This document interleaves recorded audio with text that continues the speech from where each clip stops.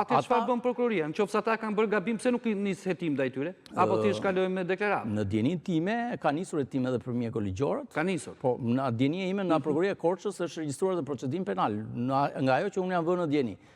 Por, kjo nuk do të thotë që këta mjekligjorë, edhe nëse prokuroria nuk do nisi kryesisht, do mbaj përgjegjësitë për ato që kanë bërë, sepse akti ekspertimi rrem është një vepër penale e bërë tashmë, sepse kemi provat të tjera cilat kundërshtojnë në mënyrë të drejtë për drejtë. Ja, do ndalesh te provat e tjera, por për hir të profesionit dhe profesionalizmit, por edhe të korrektesës, do të lexoj shkurtimisht një pjesë nga reagimi i Institutit Mjekësisë Ligjore. Ja çfarë thuhet. Theksojmë po e marr me pjesë. Theksojmë se në gjithë botën demokratike, mjekësia ligjore jep mendime profesionale mbi bazë kritereve shkencore dhe mjekësore, vlerësimet juridike dhe analizat mbi rrethanat e vendngjarjes i përkasin ekskluzivisht organit të hetimit penal dhe nuk bëhet objekt i ekspertizës mjekoligjore.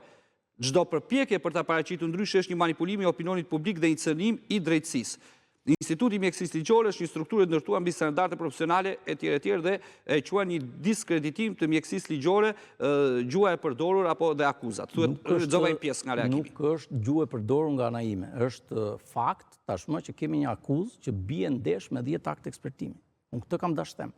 Dhe po e rithem sërish, sepse mjekoligjorët kanë anashkaluar një sër provash cilat kanë qenë në dosje. Cilat kanë qenë provat që janë anashkaluar? Prova e parë një është lartësia që kemi të bëjmë me shtetasi Antonio Karajfili, ka qenë 10 i lartë dhe nga litara apo çarçafi që ishte i lidhur është 1.60 pra. Kemi 1.40, më fal. Pra kemi Antonio Karajfili është gjetur me këmbë në tokë në momentin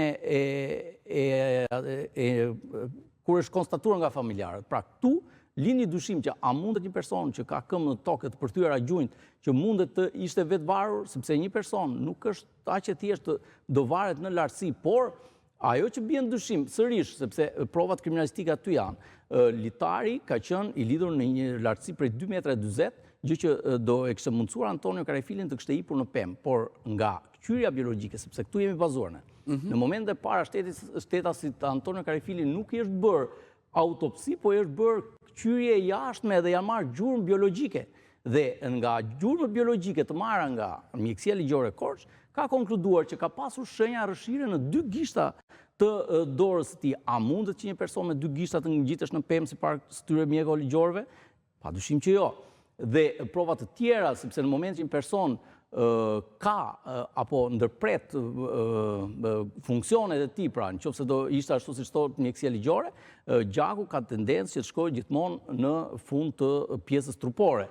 Gjë që në rastin konkret, shtetasi Antonio Karajfili është gjendur me këmbë në tokë, që do të thotë që njollat kufomore quhen në gjuhën e mjekësisë ligjore, duhet ishin gjendur në fund të këmbëve dhe jo në shpinë. Pra, do të thotë që shtetasi Antonio Karajfili ka ndruar jetë i shtrirë, sepse njollat kufomore kanë gjithë shpinë kurizore. Dhe kjo është e provuar me këqyrje të jashtme të këtij shtetasi, sepse janë fotografuar nga çfarë gjurmësh janë gjetur gjurmë të vajzës apo të 68 vjeçarit? Në momentet e këqyrjes së kufomës, jemi në momentin e këqyrjes së kufomës, kemi konstatuar që ka pasur dhe goditje të pjesës jashtme të fytyrës, gjë që në asnjë moment mjekoligjorët e kanë anashkaluar dhe kanë arritur deri aty sa bëjnë parashikime, duke thënë se goditjet kanë në gjurmë, pra prandaj për të pyesur. Pra goditje ka në pjesën e komplet fytyrës shtetasi Antonio Karajfili. Por nga ana e mjekësisë ligjore i është dhënë një shpjegim që gjatë kohës përlitjes që ai është varur, ka ndruar, është përplasur me pemën dhe ka ndruar jetë. Gjithsesi, nuk kemi të bëjmë me shenja të rrëshirës së pishës në gjithë trupin e tij, në fytyrën ku ishte goditur. Pra, Margozi, ta bëjmë me gjuhë më të thjeshtë. Pra, është vrarë në tokë dhe në pas e kanë varur në litar. Kjo është konkluzioni i organit akuzës.